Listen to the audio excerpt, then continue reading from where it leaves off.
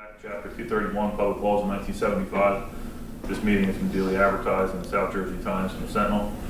The municipal clerk of the township has been duly notified, and the requirements of posting of notices have been met. If you would please stand for the Pledge of Allegiance.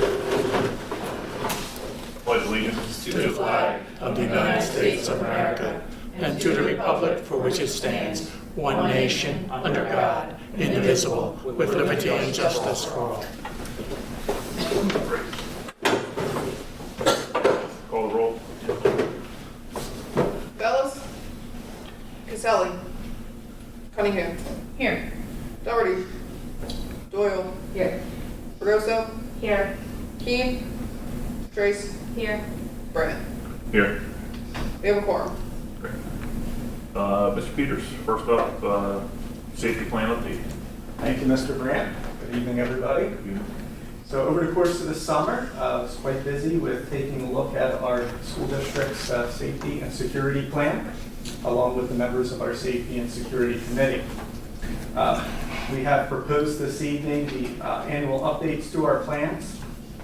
Most of this are just clarification of current and best practices, changes of names if somebody has resigned, taken the place of somebody else. Also updates on any new policies. There are certain policies that have to be included in this plan as well. Policies that we've updated over the past year have now copied and pasted and put into this plan. Some things of note that we've included in the plan this year are clarifying the methods of communicating an emergency. And along with that, the update of our new panic alarm systems, which would be the Blue Point system. That's something that we successfully installed last year. There is now additional guidance for determining the validity of a threat to the school or to the district, and an update on the specific procedures that would occur during weather emergencies. We have an ongoing collection of sample press release statements, which I foresee that we will probably continue to add to over the course of the years. And one new thing that we created, and it's not really part of the plan, but has to do with safety and security, in order to provide quick access of really our emergency procedures for all faculty and staff, I created a quick reference guide. It's basically a Google sheet that each type of emergency, I have a special tab at the bottom, and it allows any faculty or staff member, either prior to or even during the course of an emergency, just click on that tab, depending on what type of emergency it is, and it gives them a snapshot as far as the procedures and what they should follow. Some it might be able to calm them down during an emergency. Others, it might just be let me just double check. So it's really been a nice welcomed addition to our safety and security here within the district. A lot of positive feedback with that.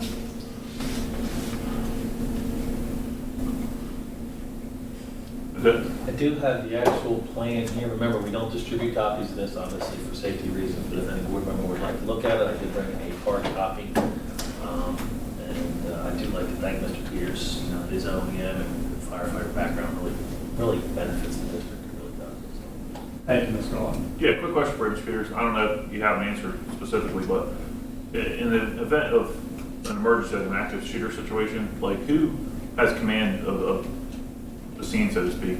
So we would actually form a unified command. Okay. Within that unified command, obviously the prosecutor's office would be the lead agency.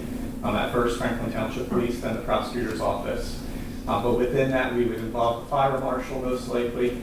There would be an EMS component, but then also a school district component as well. Right. And within that unified command, that command structures in a way that we would work together in order to really represent each of our entities, but in a unified fashion. Right. But like essentially, like what you saw happen in Texas, that probably wouldn't occur here, right? I mean, the police would probably respond immediately, and there wouldn't be a situation where there would be a misunderstanding. Like that's all going to happen so quick that definitely any threat would be neutralized immediately. Correct. And even though you have not seen a actual live drill, I guess you would say, we have tabletop drills where we have really in-depth discussions about different types of emergencies that will occur or could occur.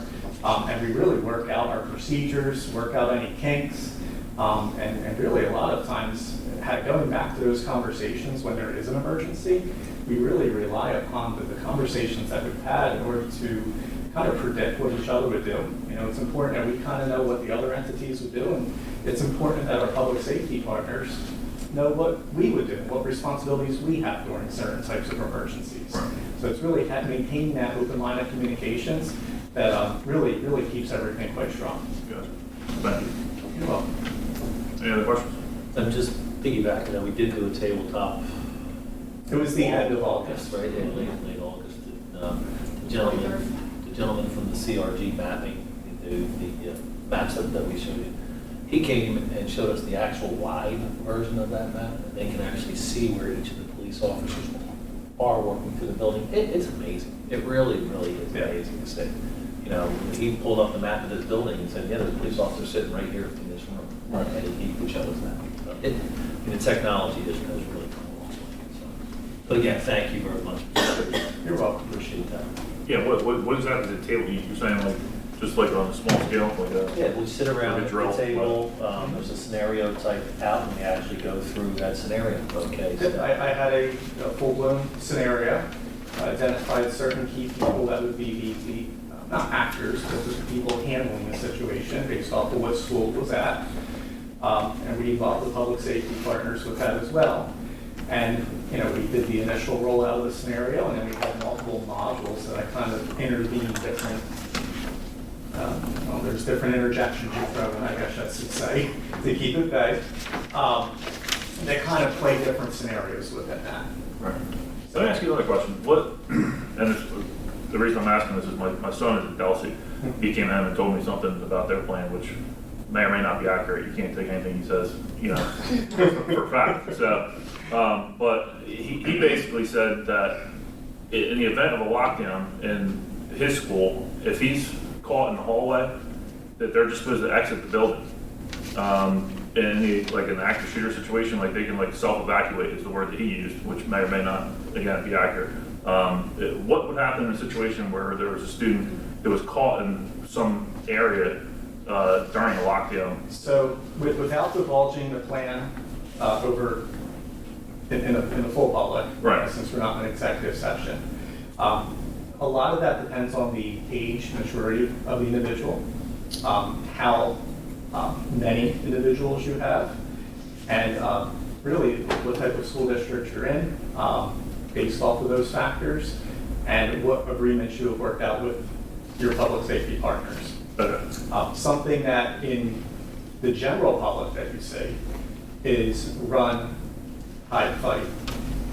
If you were going to a convenience store, that's something that you as a general public, part of the general public, Right. that is what you should be doing. Within a school setting, we typically reverse that slightly and have hide, run, fight. So that is something that we do teach all of our faculty and staff members. Gotcha. But I guess, I mean, you guys probably run through all the scenarios. That's a scenario that you've accounted for. That, It is, Some kids in the and it bathroom is- or something during a lockdown, and It he wanders is. out and, right? Yep, it is. And that's a scenario that Mr. Kovic and I already spoke with all of our students about. Right. It's something that we specifically address in our opening day faculty training. Gotcha. Okay, thank you. Any other questions for Mr. Peters? All right, thank you. All right, thank you very much. Thank you. All right, next on our presentation list is a strategic plan update on talent acquisition. Mr. Kovic.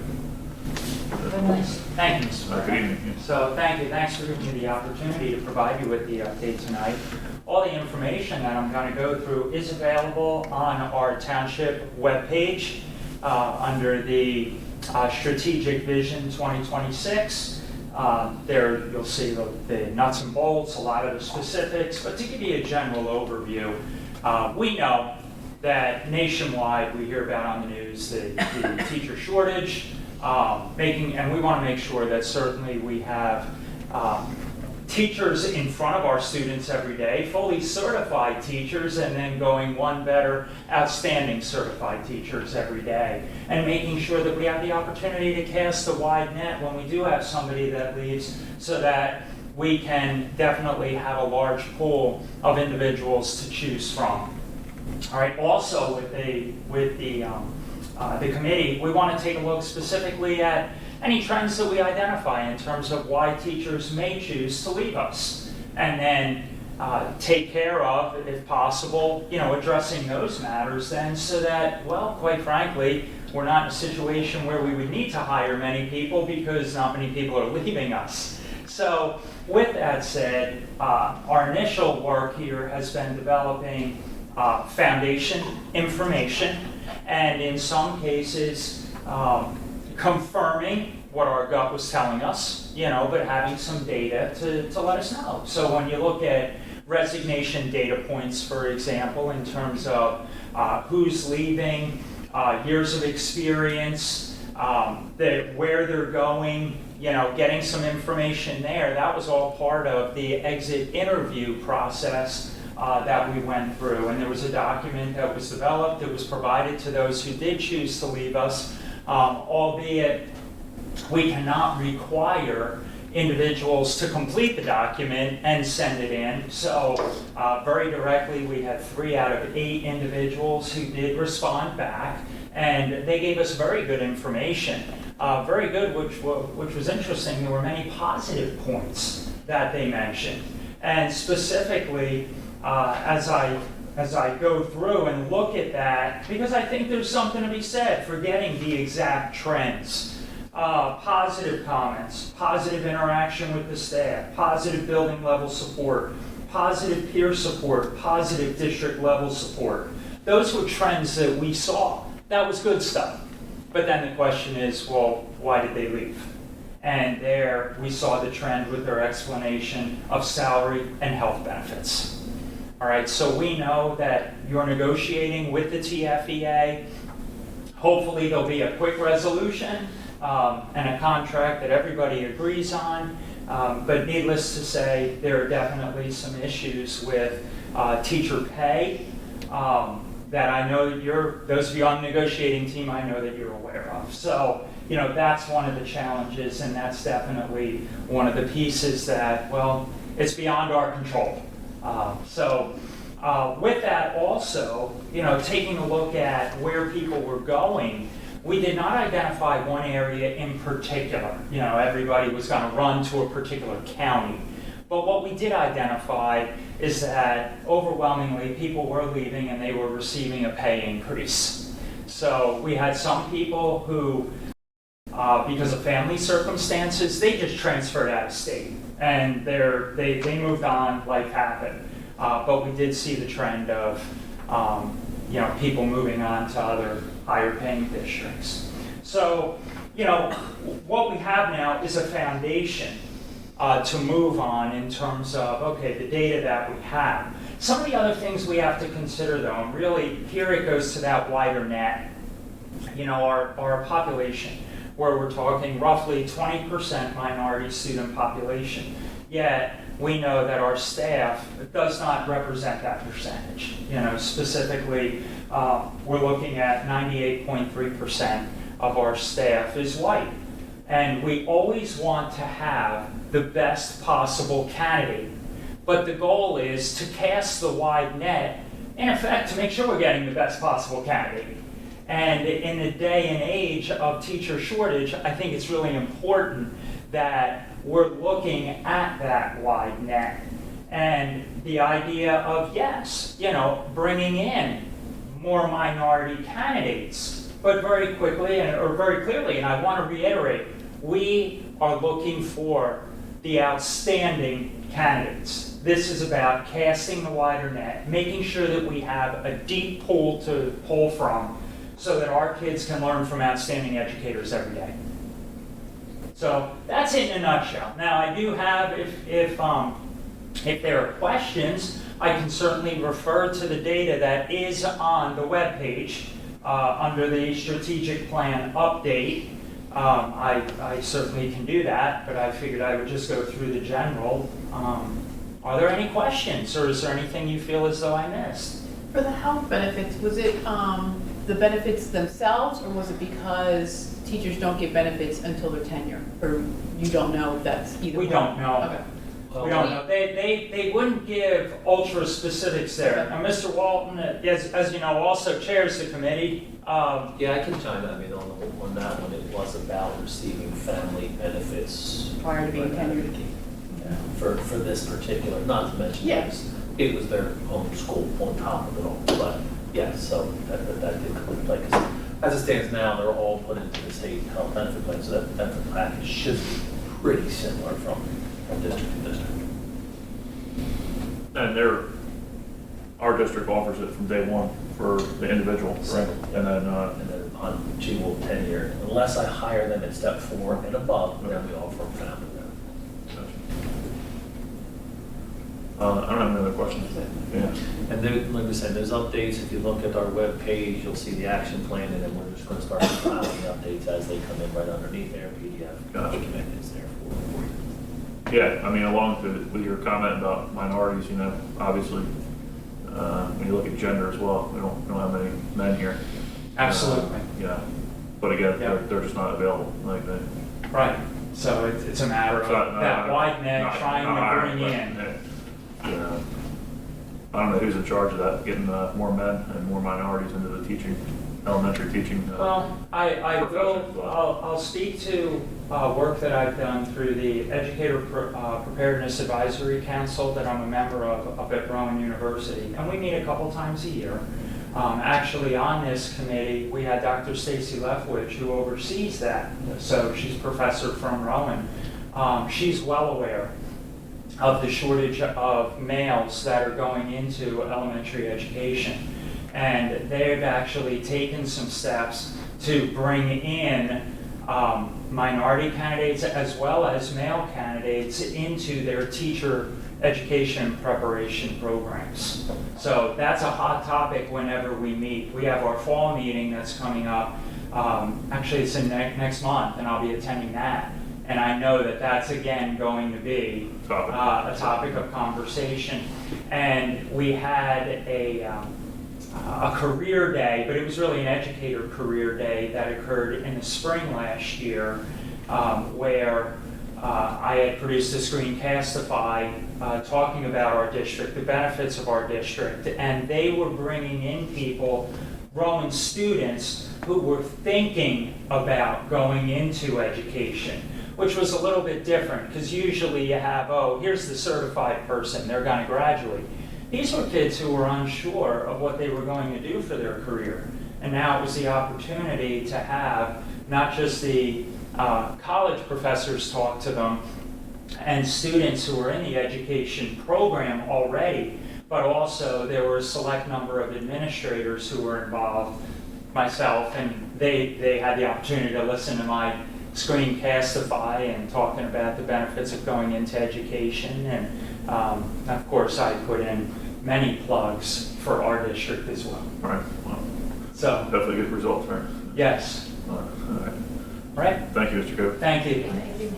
Thank you. All right, next item is a strategic plan update for facilities and finance. Troy and Trish. Should I take a lead? Go for it. Would you go paper?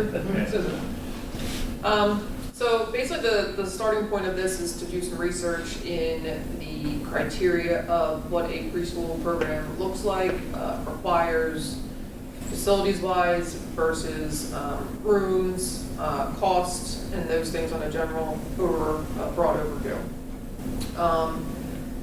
Looking into the grant and the application key points, basically the grant, you get prioritization for funding if you service both 3-year-olds and 4-year-olds. If you only focus on 4-year-olds, obviously your prioritization to receive grant funds goes down to the lower end of the list. Funding is based on a per pupil enrollment projection, which comes out to be taking your current first grade enrollment, multiplying it by 2. So that brings us to about 330 students with the current enrollment that we have now. Our classrooms can only be 950 square feet, or at least include 750 square feet of instructional space. The bathroom needs to be in or near the classroom. No classrooms above the second floor, which is an issue. We have first floor buildings for all three. However, the maximum class size can only be up to 15 kids. So that presents the problem of we're looking at 22 classrooms. A, where are we going to put them? B, where are we going to build? C, how are we going to pay for that? Rough math in looking at a per square foot cost is about $750, and that's probably on the low end, even today. So soup to nuts, construction costs, roughly $16 million. Just to throw some numbers out there. Obviously looking at the staffing requirements, certified teachers and a teacher assistant, and they're paid on the district salary scale. You still need the support positions, supervisors, nurses, custodians, coaches, referral specialists, community parent involvement specialists, and those types of certified staff. Are all those positions paid through the grant? Yes. Yes. Right. Yes. But the grant can also pay other positions, like part-year salary. Yes, on a prorated basis. But you don't need 22 classrooms. You don't have to service all of those children for pre-K. We did in that Clayton. Right, yeah, you don't have to. You don't have but to. the prior, like if they receive. You just have to prove you meet your community need fit. Correct. basically. But if there's 10 people that apply for the grant and 9 of them are servicing 3 and 4-year-olds, priority money is going to go to who's servicing the largest population of kids. That was, we sat through almost an all-day workshop on this that, went over, the biggest piece is you can use it for the grant for minor reservations, Yes, but you can't use the grant to build. So Right, you that's- can use the money for leasing or renting space, but again, being able to find that space is very limited. And you don't have to get all the classrooms in the first year. You can set up a time frame, Correct. right? However, again, figuring out where and when and kind of that plan would need to be done before you submit the application, because I believe the program needs to be planned out for about 5 years. Yeah. So it's a chicken or the egg kind of thing. Do you plan the program and plan the building and hope to get the funding, or do you then apply for the funding? Usually the applications are due August 1st-ish, give or take a week or two. And I believe in the application it says that they would expect you to be starting the program no later than October. So some of that would be a quick turnaround. Obviously, you're not going to build 22 classrooms or rent 22 classrooms within the August to October timeframe, but over time, that would be Yeah, because I know in necessary Williamstown, we have a 5-year plan. We started with 6 classrooms, and now we're up to 12. Right. We're adding each year. And then we had 1 3-year-old class and the rest were 4s. Now we have 3 3-year-old classes. Right, the demographics are going to And change, but you could use community preschools. You don't have to do it on your, correct. I But was you gonna still have ask to make that. sure that those certified teachers and positions are at your satellite locations. I did research and talk with the principal over at the Egerton building. I know rumors were circulating that they were getting some donations to build another school. She indicated that that is not going to happen anytime soon, so that building is not going to be available. So it kind of pushes that one off of the docket. Anything else? No, I mean, they went through the curriculum and the child assessment and all the requirements of that. And, we must use the state curriculum and then we gave a list of those. Talked about the master teacher that is needed, all of the requirements, which are great. They really are. For us, we're a little bit handcuffed because of the facility. So there's no room at all for moving anything to fit any? Right now, we have 2 pre-K classrooms, Mr. Yes. Kobe, correct me if I'm, and Yes. they're servicing an AM and PM, so really you're servicing more kids by, the way that we have it, but we really don't have the space. I mean, we were scrambling to find space for that child center for the Clayton model, I have no open rooms at Janvier, none. So, I mean, facilities is definitely the biggest hurdle for us. And what does the And grant cover? she whispered referendum, and at the end of the day, that came out, you know, that's certainly going to be really the way to tackle it. It just is.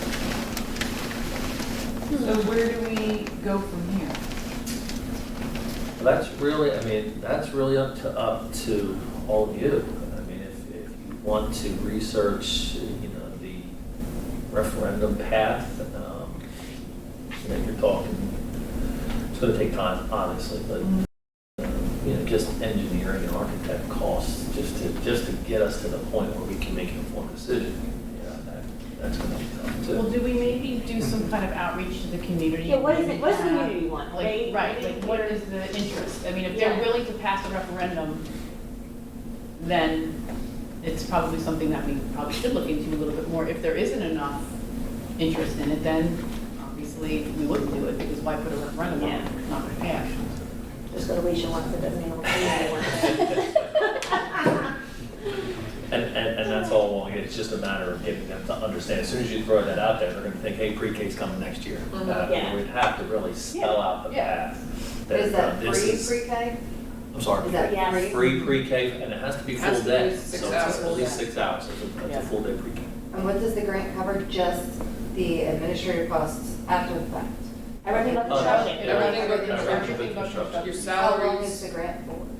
Like, how it long becomes does state pay? aid, so you'd apply for the grant at first, get your plan accepted, and then get your program up and going, and then once it's fully going and your enrollment is ready, then it becomes state aid. So So it comes in money just like we get every 8th and the 22nd from the state for our normal state aid. So essentially, other than construction, it's free to the school, to the town. It We- doesn't right, cover, we it can- doesn't cover special ed students. We can either. write a lot off. No. No, it does not, because we get funding for special ed students and other avenues. Right. Does it cover transportation?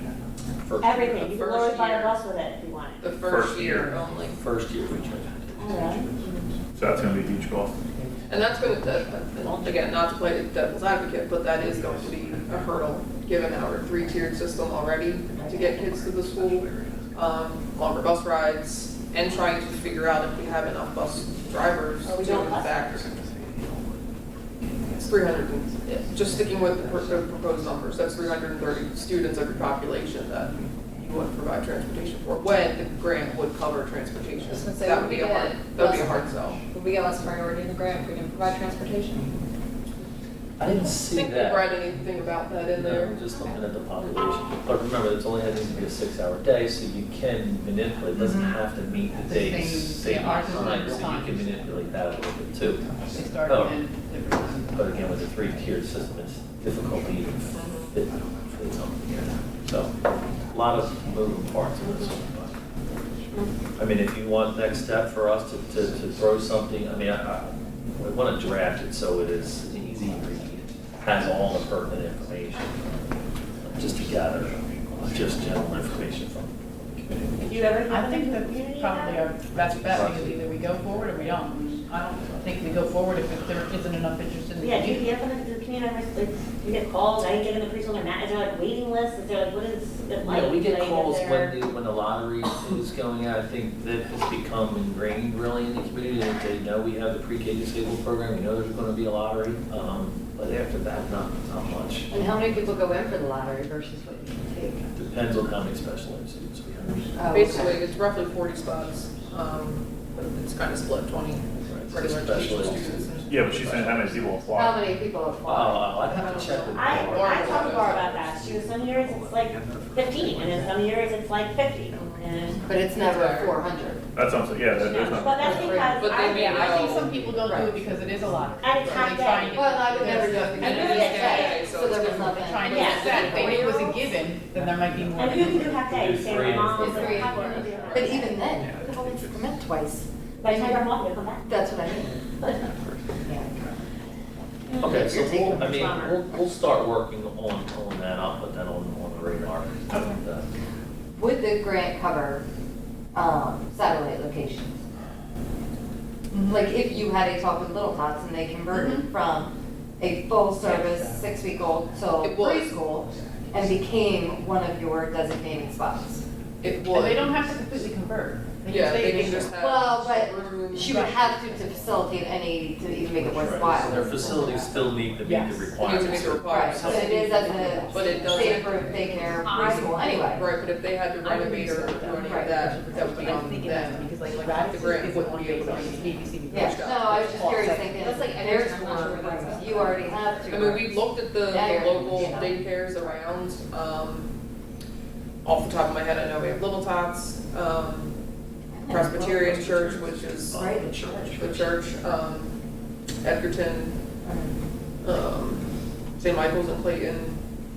And I think there was like two more roughly in the area, but not necessarily in Franklinville. I was gonna say, can you go out of town? Can. You can, To an extent, but then the transportation yeah, piece. that becomes even more Yeah. difficult. Right. Okay. Yeah, I mean, yeah, we can move forward with it, but I don't see the community in general supporting it. Well, it's you still guess- cost up you have to be upfront and tell them it's gonna be a tax impact. Well, no, it's gonna be a huge I cost. mean, yes, but like not immediately. Well, sure, if we got, I mean, if we get a bond, we gotta pay for the bond. Like, Yeah. I mean, if you're saying there's 300 kids in our whole community, I mean, unless somebody, I just don't think it would happen. Like, you have to do a hell of a public relations campaign to, Well, and the reality is, the kids that are 3 and 4 now will never bet. Like, by the time you bond referendum, you start putting bricks and mortar together, like, you're probably talking the 1-year-olds that may even benefit from that, maybe. Well, it's gonna boil down to how much education is a priority in the township. Simple as that. I think it's like Biden's plan to forgive 10,000 student loans. Like, it sounds good in theory, but nobody really likes it. Actually, we do like it. Yeah. No, just Are you benefiting? I am. I only have 10,000 left. Don't pay anymore because you're gonna get it No, I saved it. Yeah, save up for your taxes.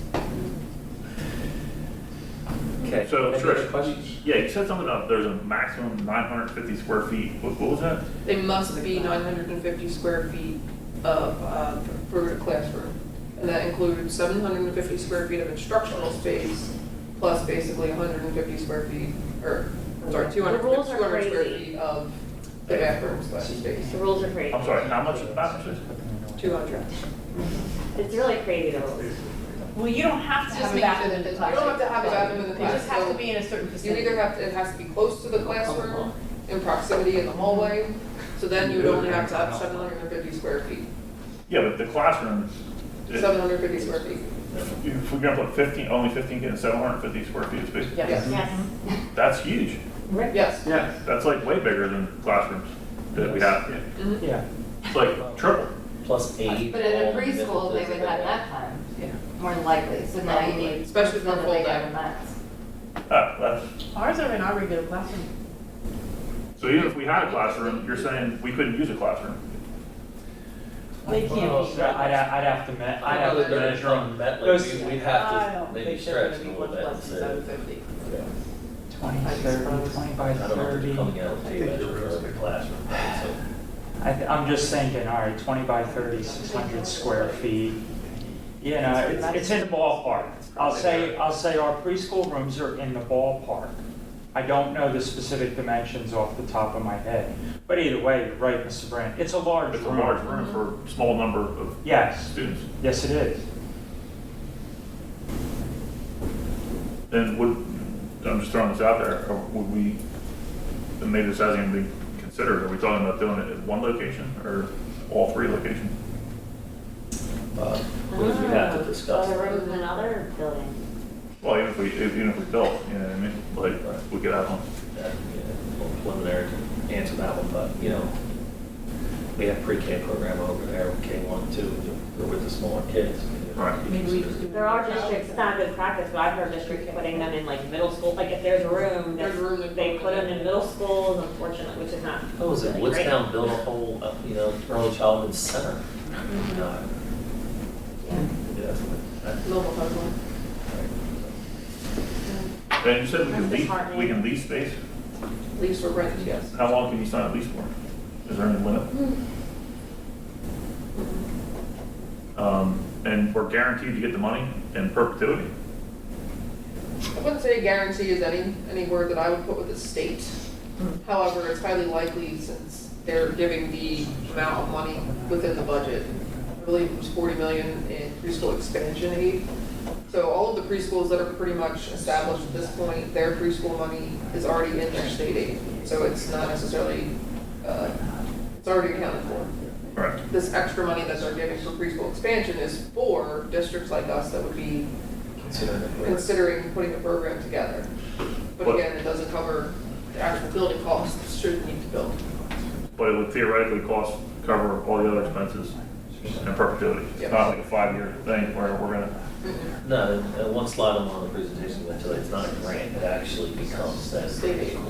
aid. So but it's, it's a grant application process going through. but we would get 100% of the cost. Whatever you put in your application. Transportation, Whatever, after the so first you year. say you need 200 for kids, for people, they'll do all that math and teach you. Yeah, you can write off the square feet and write off part of the custodian's salary for cleaning that. And then what is there, some sort of escalation clause that There was a cost. goes up every year? Or? I think in here. The state has a cost per pupil, chart. What training, what did you guys go to? Was it like just a It was just, online thing? yeah, it was online, it was National Institute of Early Childhood Research. And actually the link, if you go on the website, the link to PowerPoint is right there on our website, right in our update. There's actually a couple of links to presentations that we went to. Then there's a consortium, I forget the name of the consortium, that they actually help. Southern Regional? That help you walk through. They have one as try to well. get you through that.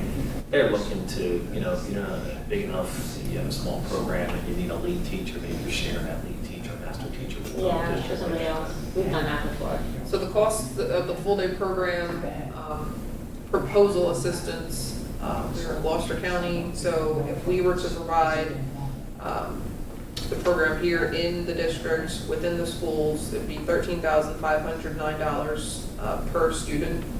If we had a provider, outside provider handling it for us, it would be $15,183. And if we had a simple Head Start program, then we would be $8,389 per student. So there are costs that you could say this is what you can afford, and this is what you're gonna get. If you have a pool of 330 kids and you're doing it in-house, that's the money that you would get for it. Well, 13.5, that doesn't seem like it would ever cover the cost. Did anyone run any calculations on that? Or? We didn't. I mean, 5 per times 15 kids in a class.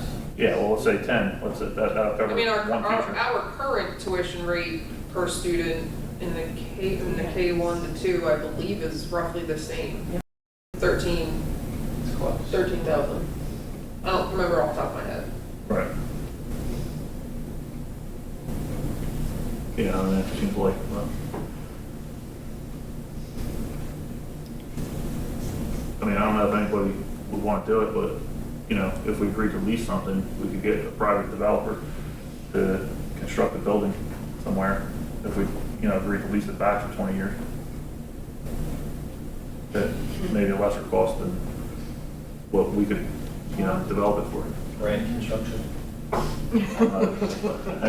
interested in it. So he's not answering that. Right now, He's pleading the fifth on that. We're stripping all the raised pizzas that they're Yeah. going to move into. Yeah, exactly. So, Right? It's like 4 business spots Well, that's open up, that's disappointing. one big. Like you can have pizza every day for lunch. all right, so, is there anything else That's on the update, the street updates plan? are there Okay. online, so, you know, if you have any other questions. Thank you for looking into all that. So what's the process to do a bond referendum? Would it be during the general election, or can you do it anytime? No, they have, I believe there are, you can do it during the general election, but there's also special election dates. I think there are 2 additional special election dates during the course of the year. that you go out and Yeah. file. 2 or 4. What'd you say the date, you said you threw out some October deadline or something? Within the application, if we were to fill out, let's say we had everything ready to go and we're filling out the application, that was due this year on August 9th, but it's roughly due on the August 1st of each year, with the intent that you would have the program ready to go for October.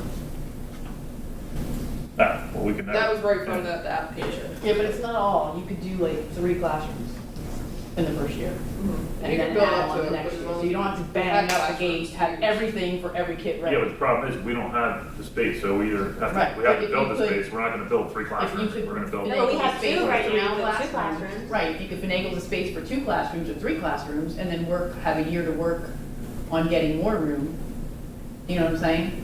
You don't have to, right out of the You don't gate, have to go service everyone. 100% right out of the gate, but, you know, the only problem with the Yeah, two but they would classrooms is increase. we're servicing more kids with those 2 Because classrooms. they're 3 hours. Yes, but, yeah. That's the pros and cons, right? Yeah. But also if those students, there are preschool disabled students there, so if they were to go out of district, then that's gonna cost us a lot more.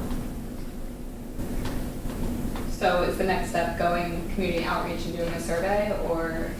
Yeah, we'll have to, we're really gonna have to take our time to construct that. Like I said, there's It's a not lot a to quick thing. grasp here, right? There's a lot Yeah, to it's a lot. understand. Like if I just throw a, That'd be hey, wonderful. if I pull a TFN and just said, hey, no preschool. Yeah. Yeah. Well, everybody's like, yeah, sure, we want free, yeah, but yeah. Well, we maybe have we to- should more like, you know, like a night, like a community night, a couple dates, where we have, if people that are interested, if they are, and based on that feedback, who comes. Or maybe they can even do still like an open Zoom forum, you know, Yeah, live on, I mean, you know. and we can answer all the information that we have. Let me back up for a second here. If we were to do it and we were to build the building, will they give us the approval before we build the building?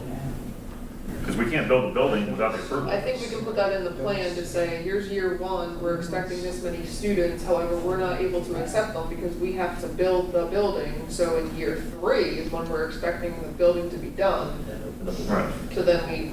Because obviously we don't want to build the building without the guarantee that we're gonna get the. And Yeah. we did talk about that as, Because I think in 2025, we have to be able to service 95% that want to, of our Right. preschool, of our possible preschool population. I mean, that's the other thing that we don't know is the volume, the enrollment. Well, that's I based mean, on. we the formula. can end up building this building for this enrollment and have half the enrollment, have half the damn building empty. You know? We could, I mean, there's it's nothing just a wrong with making preliminary, smaller it's not a classes very, either. No, it makes sense. If you take the first grade, you just multiply it by 2, that theoretically, that's what we should have, you know? it's 3 and 4 year olds. Right. Okay, move on. Okay, real quick. Thank you, gentlemen. If you guys Oh, yeah. any other questions, I'm gonna let them, No, I'll be out, we had a long day, so. Thank you. See you guys. Have a good night.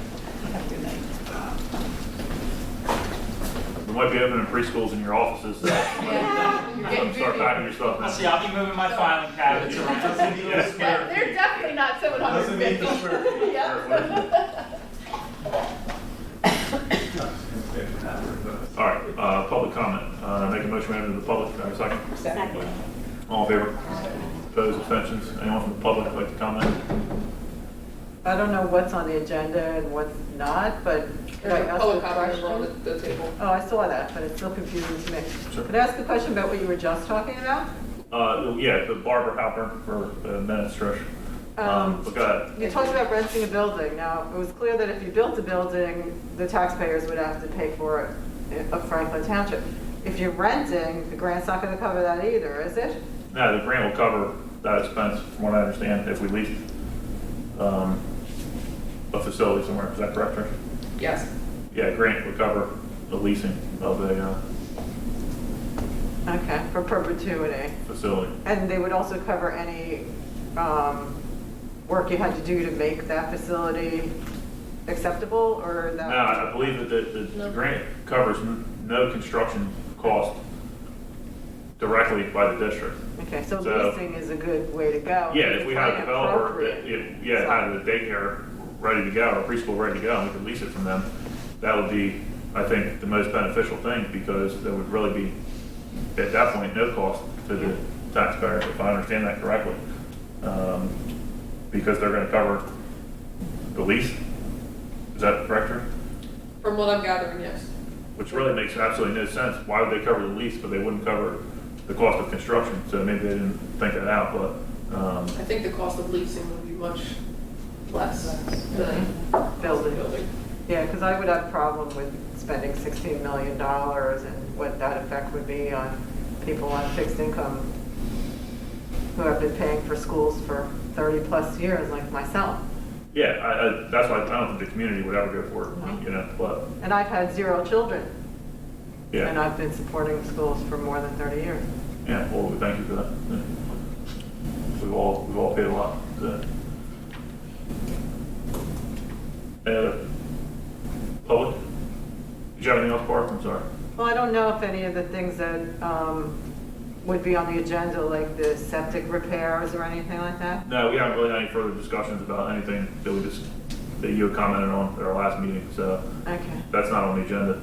This So I evening. should wait for the second public portion if I want to? Yeah, if you want to jump, yeah, because we're going to go through the regular agenda Okay. here in 1 minute, and then, yeah, if you hear of anything, you can gladly comment at that time. Thank you.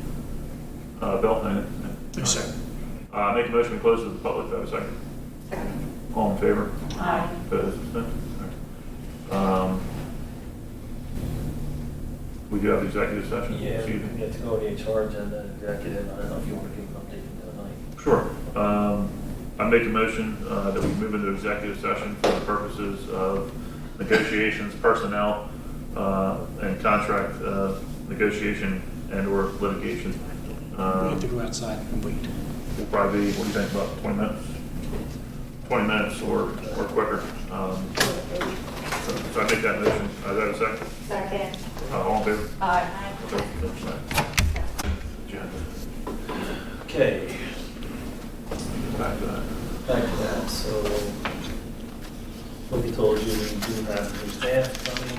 We're gonna do that little intermission meeting, 15 minutes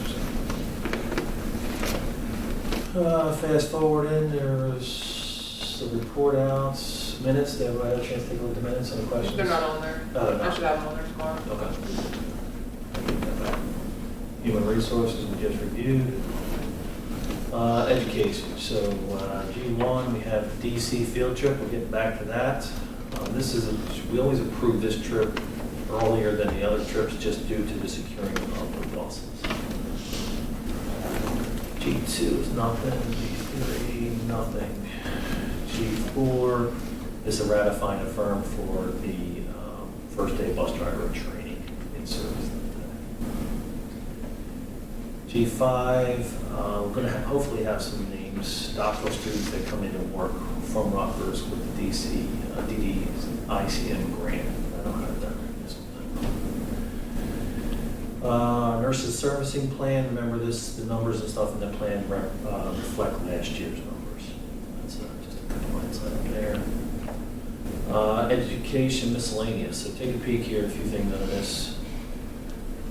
We are required, as far as the SM April grant, to make sure that we have a remote instruction plan up on our website, so that's really just the same as it was in the past, just the years have changed. Title III consortium approval, because we've received less than 10,000, we need to be a part of the consortium to be able to spend money, so that's just approval there, so we can use money. Each year we have to approve the evaluation rubrics, they're the same as they were in years past, both the principals, supervisors, and teachers. Statement of insurance, we have to sign an SOA and send it to the county office that we have a mentoring plan and a PD plan in place. And then the approval of the guides we do in September each year. And all of the guides, the new guides have been put up on the website, so feel free to click on that and check it out. That's it for education. Questions, comments? General admin, student enrollment. Just to spend a couple of seconds on this, you can take a look that we're starting to trend back in the right direction. If you look at the enrollment table, you can take a look where we were September 7th of last year compared to September 6th of this year. Obviously, you're going on a diagonal from kindergarten just take kindergarten for example, September 7th, 2021, we had 150, we're up to 165. First grade, we were 151, we're up to 170, so we're starting to see it trickle back in the right direction. Pretty much what we predicted, so hopefully coming out of COVID, we're going to see those enrollment numbers get back up. I mean, we're not in pre-COVID numbers yet, but again, moving the needle in the right direction. Nothing under 2, emergency drills were from summer school. We got our table. Just a quick add, take a look at the, even though there's no data in the table under H4, we do now, part of the new HIB policy, we have to identify the number of pre-screens that resulted in no further investigation. So if you look at that last row, and then we'll run the numbers across monthly for you. There was no HIB for September, thank goodness. The SDS, twice a year, we have to report out to the state in regards to any items that fall within the definition of vandalism. It used to be the vandalism violence report. So these are the ones that fit those definitions for reporting period of last year's January 1 through June 30. That is it for general admin. Questions, comments? Operations. Item 1 is claims as usual. There may be another bill list. If there is, I will highlight that in yellow once it's attached to the agenda. Items 2, 3, and 4 are for the month of July 2022. Item 5, obviously no cafeteria report. Item 6, we do have one student attending Williamstown Middle School. Item 7, we have 2 students that are in district received as listed. Just procedural. Michelle, did you have to abstain on that one because you were going to? I'm just asking. I don't know. Maybe that's a Jeff question? Yeah.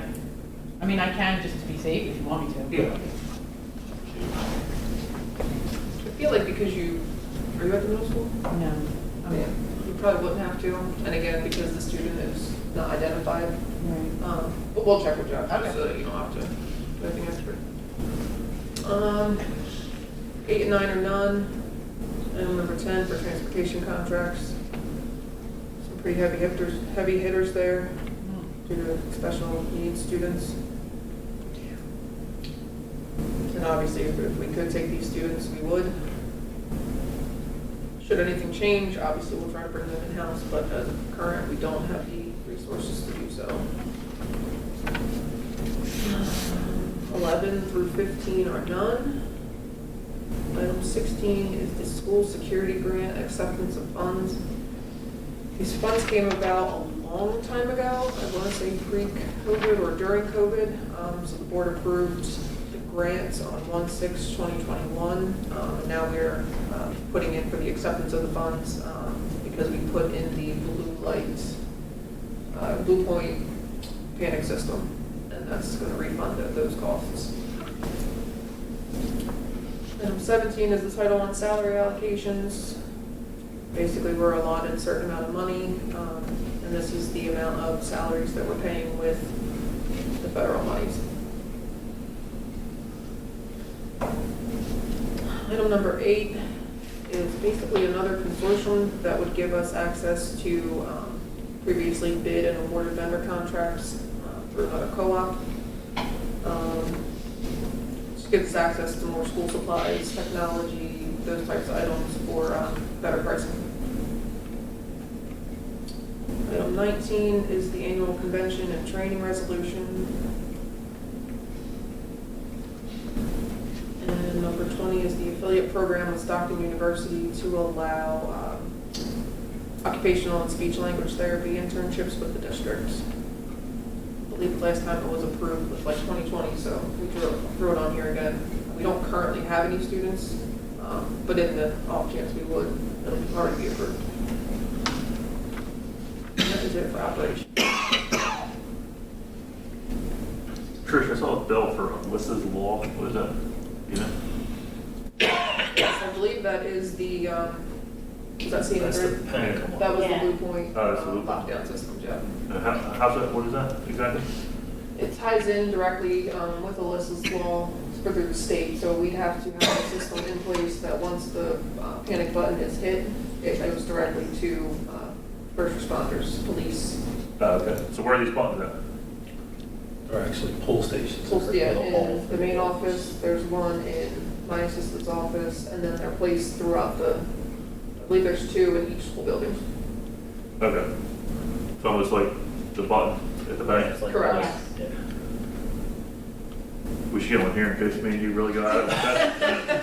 Somebody's got to pull it. Yeah. I would support that. Yeah. That's my only question. Any other questions?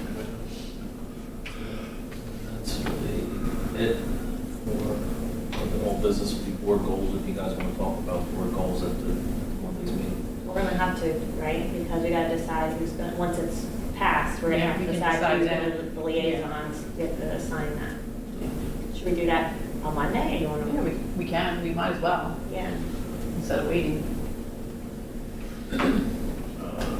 as long as all of us are there. All right. Old business, we have none listed. Anybody have any old business? New business, anyone have new business? Speak up. If not, I make a motion, we have it to the public. Go to second. Second. All in favor? Aye. Opposed, abstentions. Anyone from the public, like, to be heard? Yeah. Barbara Halper, Harding Highway. I know I had to leave early at the meeting, and I was wondering, did you vote on any of the 3 things I was concerned about? You said you tabled the septic stuff, Yeah, can you remind me what the other 2 were? the tank replacement, No, I haven't done anything with that. and the survey. Yeah.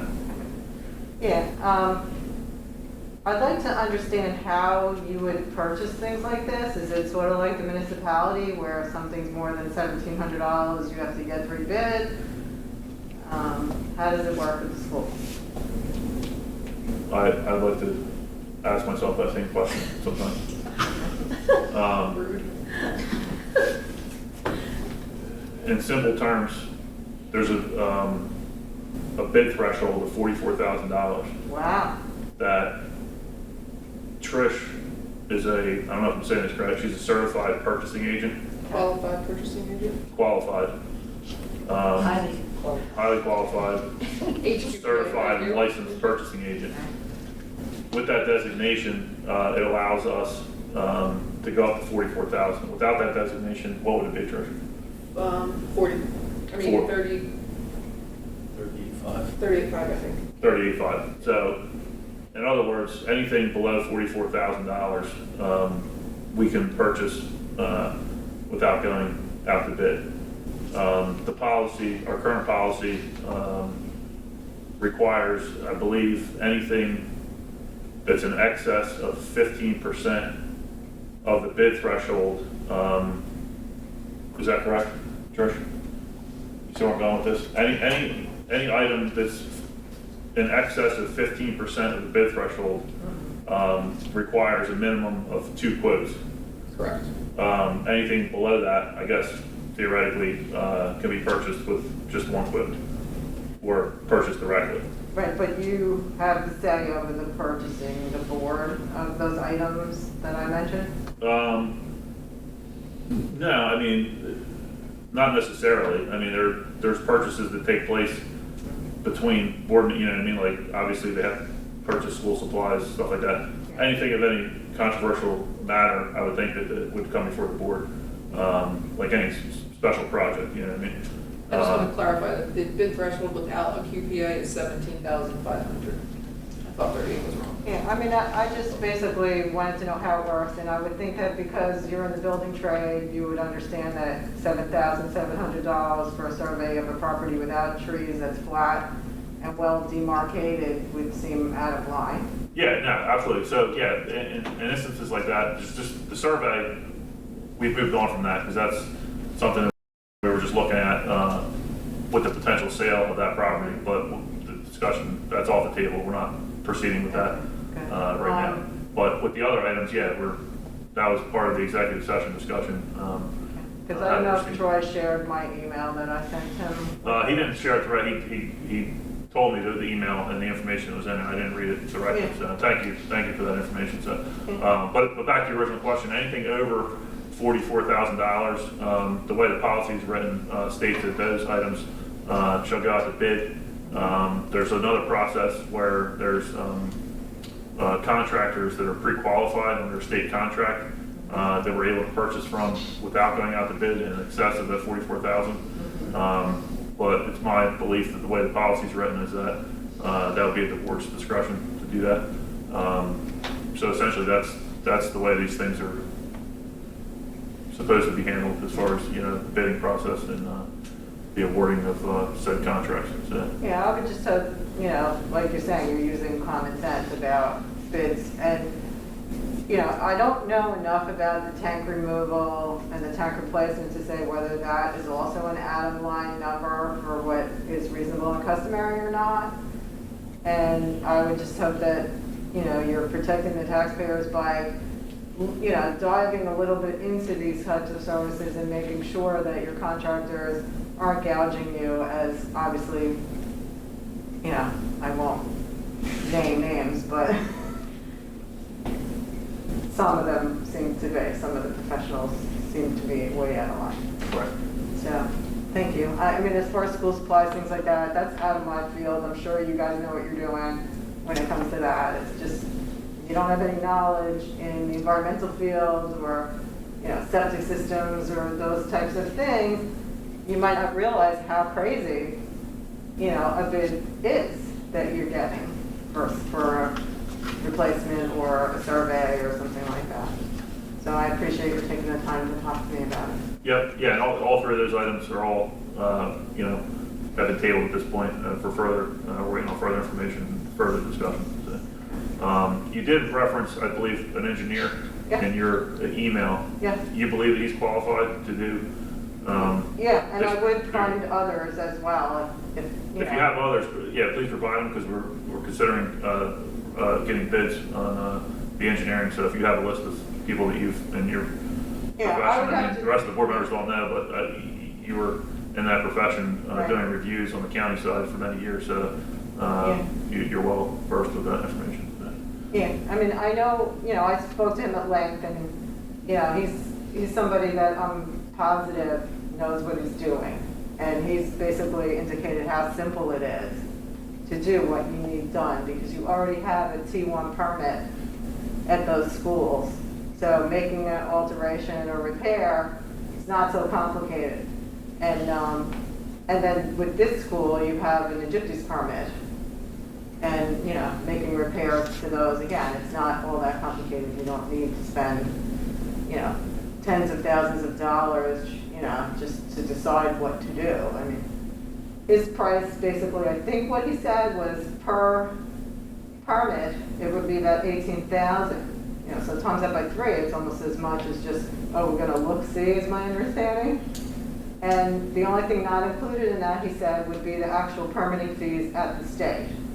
So all the engineering for 3 schools could be done for the price that you're being told, oh, we'll take a look, see. But this is not unusual that you would get, you know, an inflated price from certain people or companies. But thank you.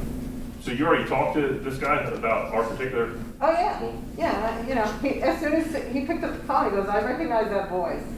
You know, this is somebody I dealt with almost on a daily basis, because all his company does is septic design. Right. At the county and at the state level. So, Okay. you know, he knows what he's doing. All right, thank you. Bill? Nothing else. With that, I make a motion to close the public. Have a second. All in favor? Aye. Opposed, abstentions? Anybody have any other comments? Hearing none, I make a motion we adjourn to 8:16. We'll see everyone on Monday, September 19th.